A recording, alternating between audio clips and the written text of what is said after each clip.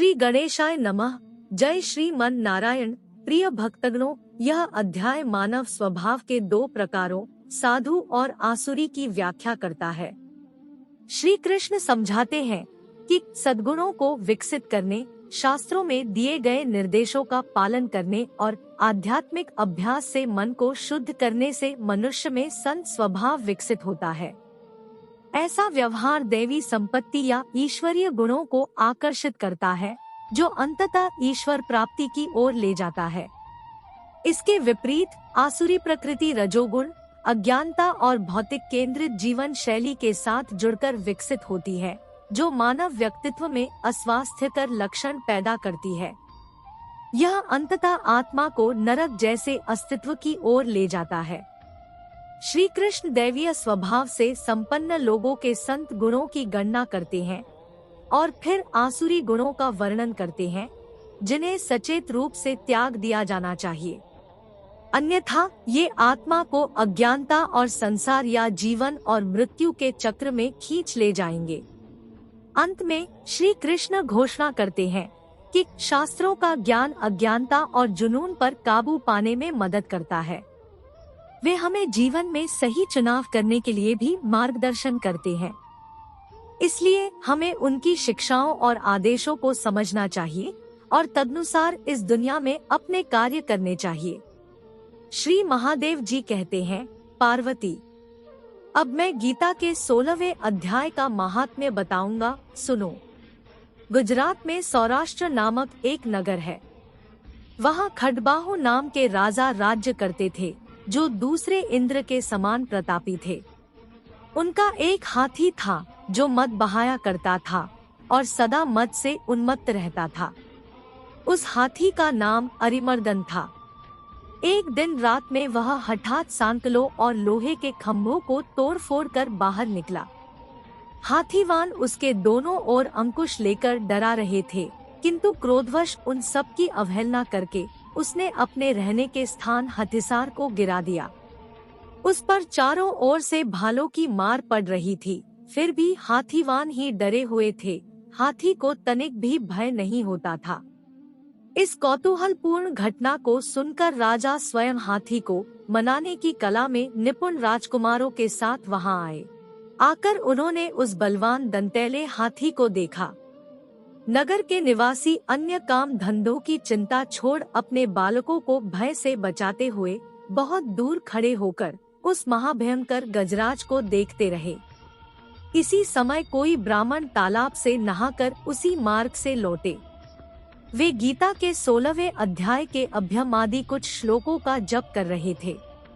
पुरवासियों और पीलवानों, महावतों ने बहुत मना किया, किंतु किसी की न मानी। उन्हें हाथी से भय नहीं था, इसलिए वे चिंतित नहीं हुए। उधर हाथी अपनी चिंगार से चारों दिशाओं को व्याप्त करता हुआ लोगों को कुचल रहा था। वे ब्राह्मण उसके बहते हुए मद को हाथ से छूकर कुशल पूर्वक निर्भयता से निकल गए। इससे वहां राजा तथा देखने वाले पुरवासियों के मन में इतना विस्मय हुआ कि उसका वर्णन नहीं हो सकता। राजा के कमल नेत्र चकित हो उठे थे। उन्होंने ब्राह्मण को बुला सवारी से उतरकर उन्हें प्रणाम किया और पूछा, ब्राह्मण, आज आपने यह महान अलौकिक कार्य किया है, क्योंकि इस काल के समान भयंकर गजराज के सामने से आप सकुशल लौट आए हैं। प्रभु, आप किस देवता का पूजन तथा किस मंत्र का जप करते हैं? बताइए, आपने कौन सी सिद्धि प्राप्त की है? ब्राह्मण ने कहा, राजन, मैं प्रतिदिन गीता के 16वें अध्याय के कुछ श्लोकों का जप किया करता हूँ, इसी से सारी सिद्धियाँ प्राप्त हुई है।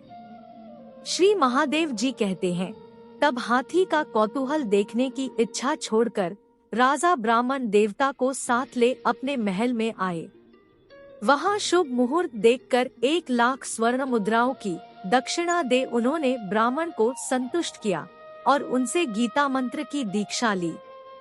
गीता के 16वें अध्याय के अभ्यमादि कुछ श्लोकों का अभ्यास कर लेने के बाद उनके मन में हाथी को छोड़कर उसके कौतुक देखने की इच्छा जागृत हुई। फिर तो एक दिन सैनिकों के साथ बाहर निकलकर राजा ने हाथीवानों से उसी मत गजराज का बंधन खुलवाया। वे निर्भय हो गए। राज्य का सुखविलास के प्रति आदर का भाव नहीं रहा। वे अपना जीवन तृणवत समझकर हाथी के सामने चले गए। साहसी मनुष्यों में अग्रगण्य राजा खंडबाहु मंत्र पर विश्वास करके हाथी के समीप गए और मद की अनवरत धारा बहाते हुए उसके गंडस्थल को हाथ से छूकर सकुशल लौट आए। काल के मुख से धार्मिक और खल के मुख से साधु पुरुष की भांति राजा उस गजराज के मुख से बचकर निकल आए। नगर में आने पर उन्होंने अपने राजकुमार को राज्य पर अभिषिक्त कर दिया तथा स्वयं गीता के 16वें अध्याय का पाठ करके परम गति प्राप्त की।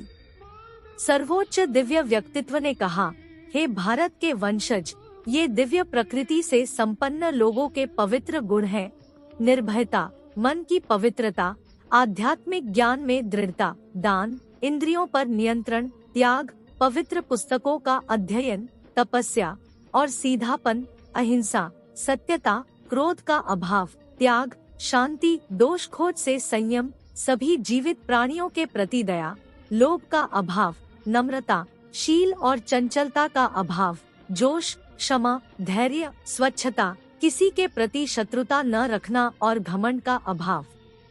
हे पार्थ, आसुरी स्वभाव वाले लोगों के गुण है पाखंड, अहंकार, दंभ, क्रोध, कठोरता और अज्ञान। दैवीय गुण मुक्ति की ओर ले जाते हैं, यह जबकि आसुरी गुण निरंतर बंधन का कारण बनते हैं। हे अर्जुन, शोक मत करो, क्योंकि तुम पवित्र गुणों के साथ पैदा हुए थे। इस संसार में दो प्रकार के प्राणी हैं, एक दैवी स्वभाव से संपन्न और दूसरे आसुरी स्वभाव से युक्त। हे अर्जुन, मैंने दिव्य गुणों का विस्तार से वर्णन किया है। अब आसुरी स्वभाव के विषय में मुझसे सुनो। आसुरी स्वभाव वाले यह नहीं समझते कि कौन सा कर्म उचित है और कौन सा अनुचित, इसलिए उनमें न तो पवित्रता है, न अच्छा आचरण, न ही सच्चाई। वे कहते हैं, दुनिया पूर्ण सत्य के बिना है, बिना किसी आधार के, नैतिक व्यवस्था के लिए और बिना ईश्वर के जिसने इसे बनाया है या नियंत्रित कर रहा है।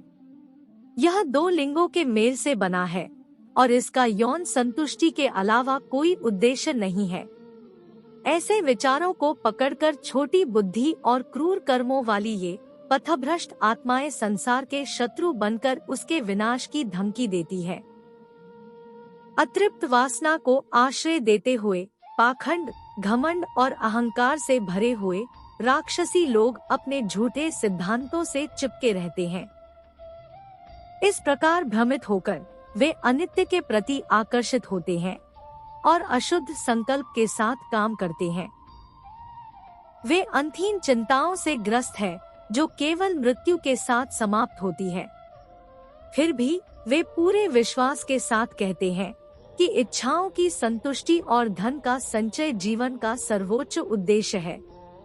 सैकड़ों इच्छाओं के बंधन में बंधे हुए काम और क्रोध से प्रेरित होकर वे अपनी इंद्रियों की संतुष्टि के लिए अन्यायपूर्ण तरीकों से धन इकट्ठा करने का प्रयास करते हैं। आसुरी व्यक्ति सोचते हैं, आज मुझे इतना धन प्राप्त हुआ है और अब मैं अपनी यह इच्छा पूरी करूंगा, यह मेरा है और कल मेरे पास इससे भी अधिक होगा। उस शत्रु को मैंने नष्ट कर दिया है और मैं दूसरों को भी नष्ट कर दूंगा। मैं स्वयं भगवान की तरह हूँ, मैं भोगता हूँ, मैं परिपूर्ण हूँ, मैं शक्तिशाली हूँ और मैं खुश हूँ। मैं धनी हूँ और मेरे उच्च पदस्थ रिश्तेदार हैं। मेरे बराबर और कौन है? मैं स्वर्गीय देवताओं के लिए यज्ञ करूँगा, मैं भिक्षा दूंगा, मैं आनंदित होऊंगा। इस प्रकार वे अज्ञान से मोहित हो जाते हैं। ऐसी कल्पनाओं से वशीभूत और भटके हुए, भ्रम के जाल में घिरे हुए और कामुक सुखों की संतुष्टि के आदी होकर वे अंधकारमय नरक में गिर जाते हैं। ऐसे अहंकारी और जिद्दी लोग अहंकार से भरे हुए और अपने धन पर अहंकार करते हुए शास्त्रों के नियमों की परवाह किए बिना केवल नाम के लिए आडंबरपूर्ण यज्ञ करते हैं। अहंकार, शक्ति, दंभ, इच्छा और क्रोध से अंध होकर राक्षसी मेरे साथ दुर्व्यवहार करती है, जो उनके स्वयं के शरीर में और दूसरों के शरीर में मौजूद है। इन क्रूर और घृणित व्यक्तियों, मानव जाति के नीच और दुष्टों को मैं लगातार भौतिक संसार में पुनर्जन्म के चक्र में समान राक्षसी प्रकृति वाले लोगों के गर्भ में डालता हूँ। ये अज्ञानी आत्माएं बार बार आसुरी योनियों में जन्म लेती हैं। हे अर्जुन, मुझ तक पहुँचने में असफल होने पर वे धीरे धीरे सबसे घृणित प्रकार के अस्तित्व में डूब जाते हैं। आत्मा के लिए आत्मविनाश के नरक की ओर जाने वाले 3 द्वार हैं: काम, क्रोध और लालच। अतः मनुष्य को इन तीनों का त्याग कर देना चाहिए। जो लोग अंधकार के 3 द्वारों से मुक्त हैं, वे अपनी आत्मा के कल्याण के लिए प्रयास करते हैं और इस तरह सर्वोच्च लक्ष्य प्राप्त करते हैं। जो लोग कामना के आवेग में आकर शास्त्रों की आज्ञाओं को त्याग कर कार्य करते हैं, उन्हें न तो पूर्णता, न सुख, न ही जीवन में सर्वोच्च लक्ष्य प्राप्त होता है। इसलिए क्या करना चाहिए और क्या नहीं करना चाहिए, यह निर्धारित करने में शास्त्रों को आपका अधिकार होना चाहिए। शास्त्र के आदेशों और शिक्षाओं को समझो और फिर उसके अनुसार इस संसार में अपने कर्म करो। बोलिए जय श्री कृष्णा। आज की आपको यह वीडियो कैसी लगी? अगर वीडियो अच्छी लगी हो तो वीडियो को लाइक, शेयर और चैनल को सब्सक्राइब कर कमेंट में जय हरि विष्णु लिख दीजिएगा। धन्यवाद।